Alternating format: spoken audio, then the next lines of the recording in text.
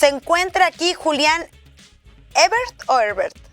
Entra la duda, porque te busqué, te googleé y te encontraba tu apellido de diferentes formas. Es Herbert con R.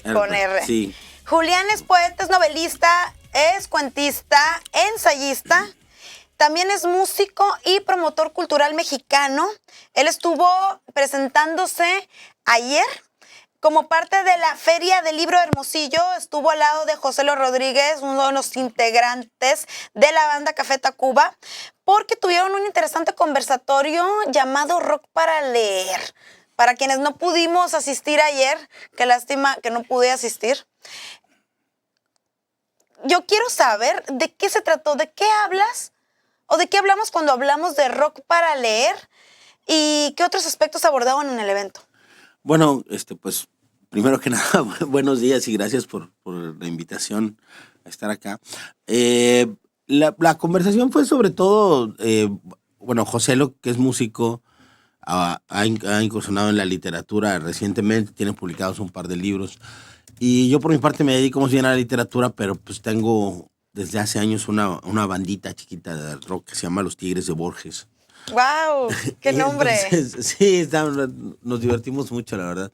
Y hablamos un poco sobre la relación entre la música y la literatura, entre, por ejemplo, cómo funciona un cuento y en qué se parece y en qué es distinto a hacer una canción, porque una canción también cuenta una historia, ¿no?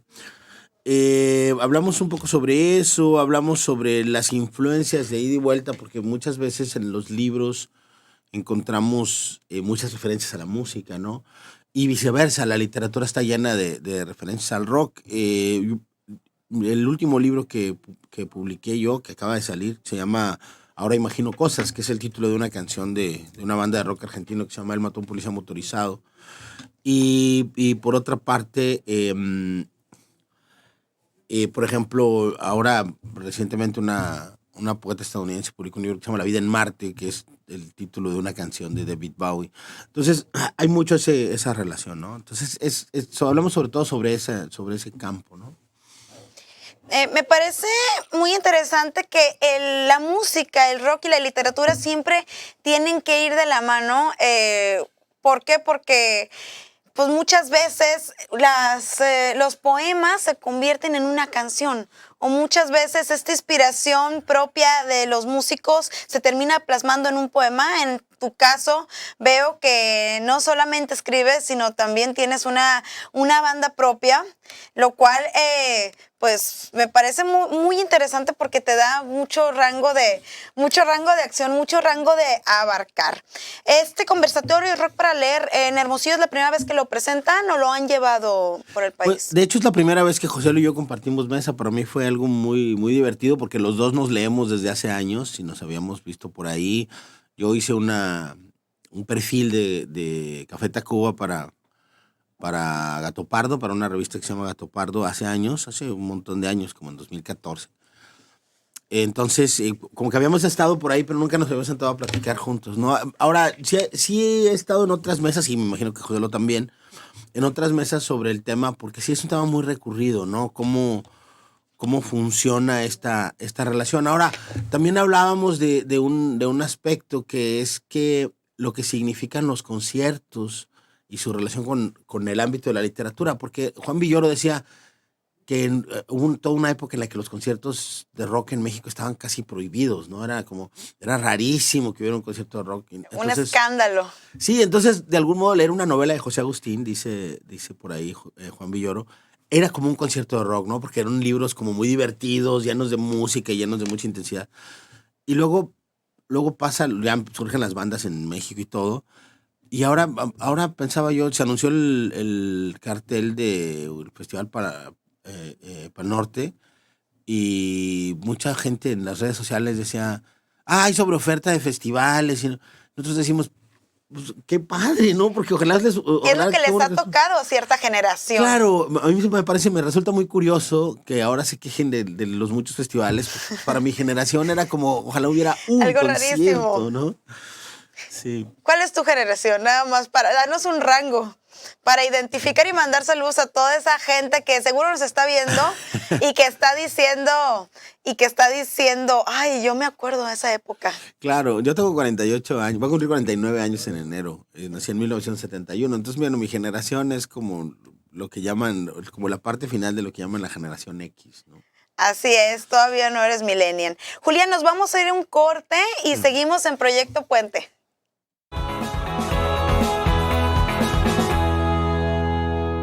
De Proyecto Puente.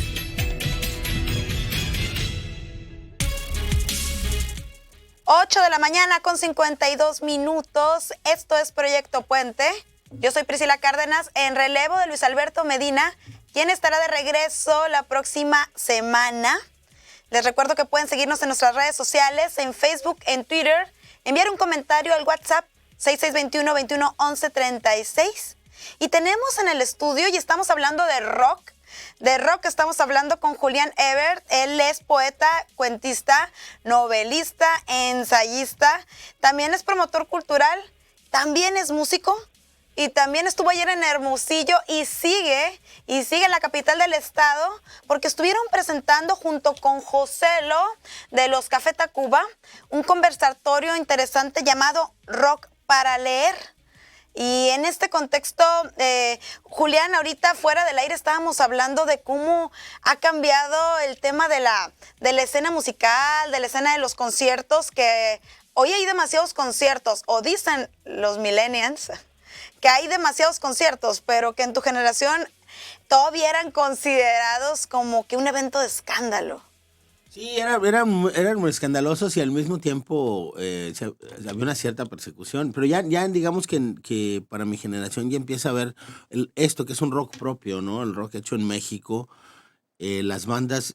José Lo ayer decía una cosa que me pareció muy interesante, porque decía que como no había oferta de rock, no había conciertos, no había grupos, y entonces nosotros decidimos hacer nuestra propia escena musical, porque no existía, ¿no?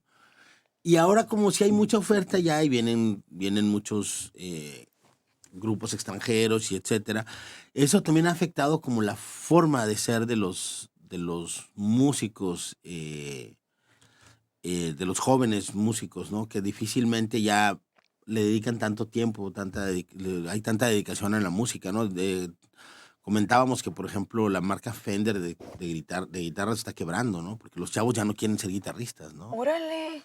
Sí, esa es una cosa muy ¿Y particular. ahora qué tocan mediante un programa en computadora? Pues ¿Se avientan los acordes? sí, mucho lo digital, ¿no? Ahora también es curioso lo que pasa, porque hay como una inmensa oferta y cosas súper interesantes en internet uno puede encontrar. Y eso es una gran ventaja que tenemos ahora, ¿no? Acceso a una cantidad inmensa de música y grupos que nunca nos hubiéramos imaginado.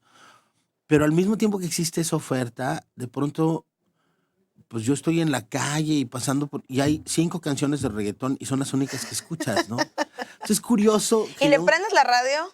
Y también, Sí. cualquiera que sea la estación, siempre se escucha la tonadita. Exacto. Entonces también pienso que es muy curioso que tengamos, que uno de los, digamos, efectos secundarios de tanta oferta es que se ha uniformado el gusto, ¿no? Entonces, pues eso, digo, no es ni bueno ni malo, es una circunstancia presente, ¿no? Pero a mí me gustaba mucho esa experiencia de cómo funcionaba el rock antes. Ahora también hablamos como de cuál podría ser, alguien del público preguntó, ¿cuál podría ser el futuro ¡Híjole! del rock, ¿no? Y lo que yo les decía es que creo que el rock ha regresado, y a mí eso me parece muy interesante, ha regresado a sus raíces sociales, que es, pues el rock es una música de gueto, el rock es una música de gente pobre, un poco orillada, un poco marginal, bastante nerd también, ¿no? Entonces, pues en ese sentido, para mí también la experiencia ha sido muy buena, ¿no? De decir, bueno, el rock sigue teniendo la fuerza política que tenía, ¿no? Y también hablamos de eso, ¿no? ¿Cuál es la circunstancia política en la que el rock se desenvuelve, ¿no? Oye, Julián, a mí me interesa también saber este tema de las redes sociales. ¿Cómo ha influido el rock? Si amenazan con desaparecer o cambiar totalmente la escena musical. Bueno, yo creo que sí ha cambiado radicalmente y está cambiando. Y creo que eso va a seguir. Ahora, creo que las redes sociales también están cambiando de manera constante, ¿no? Las redes sociales están cambiando todo el tiempo. Cuando yo entré por primera vez a Twitter, yo en alguna época de mi vida fui súper fanático de Twitter y viví ahí mucho tiempo. Y me la pasé muy bien hasta, ¿sabes qué? Lo que pasa con las redes sociales siento que es lo que pasa con, no sé, con los bares o con los barrios, ¿no? Que es que pues llegas y vives ahí y luego empieza a llegar como Se gentrificaron. Sí, exacto. Las redes sociales se gentrificaron así estoy como, completamente de acuerdo. como le va a pasar al mercado municipal. Julián, pues muchas gracias por acompañarnos. La gente te puede ver. Hoy van a estar en un evento también, ¿verdad? Hoy vamos a hablar sobre la biblioteca personal. La charla se llama Autorretrato con Biblioteca. Estoy yo solo programado, pero Mariana H. dice que se sube, entonces se va a echar un palomazo. Y vamos a hablar sobre eso, sobre la gente que tenemos nuestra biblioteca y los libros que queremos y cómo nos relacionamos con ellos. Yo creo que puede estar muy divertido. Ojalá nos acompañen. Eso en Palacio de Gobierno hoy a las 8. Excelente, hoy a las 8 en Palacio de Gobierno, ahí podrán seguir pendientes de la Feria del Libro. Y ya es momento de irnos, agradezco que nos hayan acompañado, les recuerdo que todo el noticiero lo pueden consultar en YouTube y también en proyectopuente.com.mx.